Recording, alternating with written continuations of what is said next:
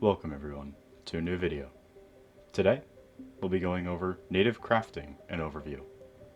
Throughout this video, we'll be covering much of what the natives are able to craft throughout the game, and how they're useful in multiple situations. Feel free to subscribe down below and leave a like on the video, and let's get into it. As per the usual for a native tutorial, I'll be playing on the native team of course, so we'll be actively doing that. Obviously, as I've mentioned before in previous videos, the natives are the least liked of any team, combatively.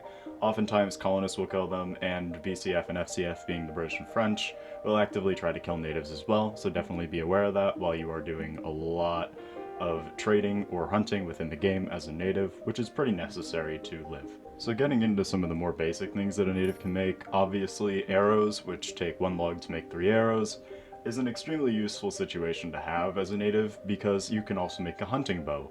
A hunting bow only takes a couple of logs to create as well, and on top of this, if you chop trees for maybe a minute to 2 minutes, you can already have a bow, a hunting knife, and a couple of arrows, which is good enough to go hunting, and actively I'll be using it throughout this video. I use a few other things to go hunting, however, for the most part, hunting bows, hunting knives, as well as getting some arrows from chopping these trees is extremely useful in the situation. I recommend it. And also, as a basic craft for the game, only takes you about 8 to 10 logs to actually make everything that you need to go hunting. A lot of players understand that natives have many different crafts compared to a colonist or one of the people in the main factions. However, they don't understand why they should make these, and the reasons behind a lot of that is because if you do actually craft these, it does take a decent amount of time, as well as them being quite deadly weapons, so it is recommended that you do some of these. For example, longbows, short bows as a native are both very useful. On top of that, tomahawk and Mcqueen are both very deadly melees atop of this. Some recognition as to why native crafts can be rare, especially some of the more deadly melees, is because they take a pickaxe to create because they require stone. So for example, a tomahawk takes 4 logs to create as well as 2 stone. Natives don't really have a great place to go get a pickaxe, to be honest. They can go get one at the illegal dealer halfway into the map, but by the time they get there, there's a decent chance that you're going to be dead, so they don't often do that, and if they're sticking around the native spawn, buying a pickaxe off of someone that has it in the trading post or just generally has it isn't the easiest thing to do because of the game's limitations towards that in trade. So, by making a lot of the native weapons, it does take a decent amount of time to get them, and if they do have them, then oftentimes they're killed by a colonist, British or French, so it isn't exactly worth creating them for the amount of time and effort that it would be put in to have them. However, they are really good decorative pieces for a colonist bank, so it is somewhat recommended that if you're interested in getting one of these, that you store it, and if you do eventually get your hands on one, that using it would also be quite beneficial. So actually getting into some of these weapons, we'll begin with the longbow. The longbow has a large wooden body that is slightly bigger than what the hunting bow has. It can be crafted by a native for 6 logs and 2 elk fur. Obviously, this does do a decent amount of damage. It is a 2-hit against a player and can do a whopping 65 damage against them, so it is pretty highly recommended that you create this weapon, and even though it may take a little bit of time to get the elk, obviously it's one of the more worth it native weapons to create. And of course from this we go to the short bow, which is the longbow's counterpart, as well as being a native craft taking 6 logs and 2 deer fur.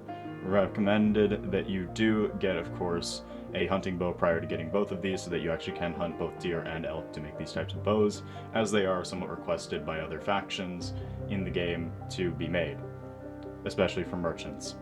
So the short bow does 45 damage and cannot shoot as far as a hunting bow, so it isn't highly recommended to get it. However, it does do a little bit more damage than a hunting bow, and from this, if you are in short range type combat and you're willing to use a bow at that type, then I would recommend getting the short bow, obviously, because of course that's worth it. It doesn't have a very long charge time, meaning you can fire these arrows a little bit faster, it's not very expensive to create, and of course, if you're being chased down by somebody, then you can actively fire back.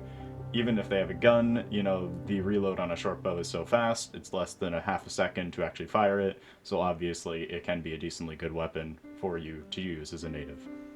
Alright, to touch base on it, I have done this in a different melee video, obviously, as I did an overview of melees as well. The hunting knife can also be crafted by a native. This does take a couple of logs to create, however, it takes 6 hits to kill an enemy, but does have the usage of course, skinning animals, so just briefly wanted to mention that throughout the video. and just kind of implement it because that is as well a native craft. And now to of course cover the wooden spear. The wooden spear is a lighter version of the stone spear. Of course, the wooden spear as being able to be crafted by a native is of course a decently useful weapon. There is a misconception that of course natives can throw these, which they cannot. These are not throwable weapons. Of course, they are thrustable in the game, so you are able to actually basically pike somebody. However, it does do a decent amount of damage. It will not kill them in any less than 4 hits. However, the stone spear, the counterpart to this, deals 38 damage, and meaning it'll be able to kill them in 3 hits rather than the wooden spear's 4. However, of course, it does take stone to create as well, taking 4 stone and 2 tree logs, the reverse of the tomahawk. And obviously from that, we are able to kind of detect that the stone spear is more of a superior weapon in the game and can be on par with a tomahawk, especially within raids. If there are multiple natives holding out stone spears, there is the range advantage over, of course, a colonist or a main faction. So recommended as a native, if you are making a stone spear, to be in a group and not to be using this much for hunting. Natives can also craft a very large variety of defenses.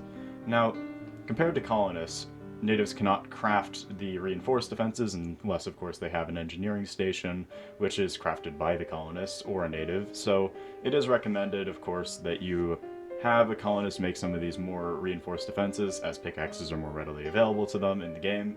However, of course, natives have native-type defenses, which are more raggedy, and typically bullets can go through certain parts, but they are slightly larger than the average colonist defense for the amount of logs each one is. I'm not going to go into those in this video. I will be covering that in a different video in the future, because that video would take too long to cover in, of course, a native video, going over just the basic crafts. However, it is very notable that it is possible to craft very large defenses as a native, and set up some defenses, of course, as well. Now to a weapon that I mentioned earlier in the video, Mcqueen. The Mcqueen is crafted by 1 stone spear and 14 stone. So obviously, by trying to pick up straggling remains of what a colonist leaves while mining gold or other things to craft it is not a possibility. You definitely need a pickaxe to create one of these, and it's going to be extremely difficult to make one, as well as time-taking to find 14 stone.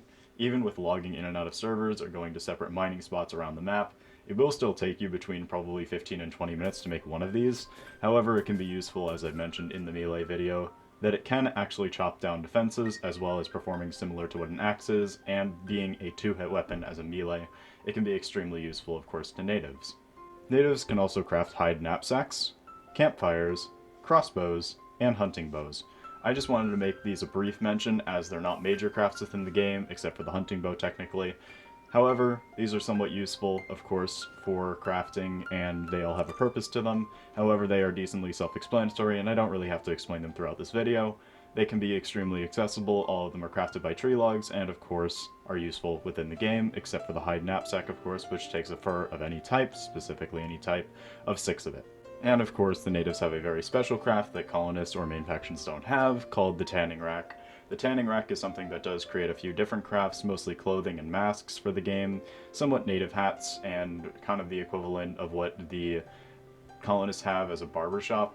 So it is similar to that, but being that they actually have to craft the items rather than just purchase them in the store, it does become a little bit of a necessity, and it's not exactly great for defense either, so this is a very odd item. However, it still is useful, and of course is very decorative, and good for getting some extra warmth if you do want to craft some clothes in it. As a brief note to mention, of course, natives do spawn in with a Scuffed Axe, which is not any different from a regular colonist axe, but is assumed to be.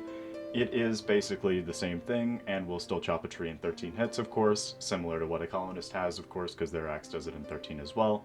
It does not give you a better ratio, just wanted to mention that to some of the newer players, and of course, this is just basically a regular item in the game. It is also craftable, of course, by a native to make another one, so if you do want to kind of customize what you have as a permanent item as a colonist, making a Scuffed Axe your main axe instead of a regular axe, and if you don't have a robust axe, which is a mentionable Robux item, then I would recommend, of course, getting that, because it does generally look a little bit better in my own opinion. Anyways, thank you guys very, very much for watching. I appreciate it a ton. Feel free to go follow us over on Twitch at YakkerOfficial. It does help a ton. We'll be streaming every single night at 8 PM EST. Or join my Discord or the main Discord of the game, linked in the description below. I'd appreciate it a ton. Feel free to like and subscribe down below, of course, on the video. I'd appreciate it a ton. And I'll see you guys next time.